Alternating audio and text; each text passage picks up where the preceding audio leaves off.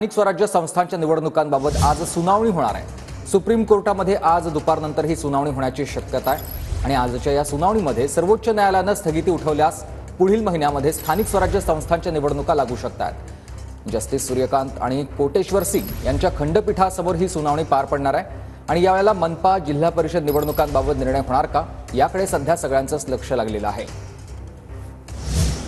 राज्य सरकार उत्सुक असल्यामुळे सुप्रीम कोर्टाने जी जैसे ते स्थिती दिली होती ठेवली होती जस्टिस रमन्नांच्या वेळेस ती आता आज उठण्याची शक्यता आहे। आणि जर आज हे मॅटर पोहोचलं आणि सरकारला गो अहेड दिला सुप्रीम कोर्टाने की तुम्ही हे इलेक्शन घेऊ शकता तर एप्रिल मेच्या आत हे इलेक्शन नक्की होतील।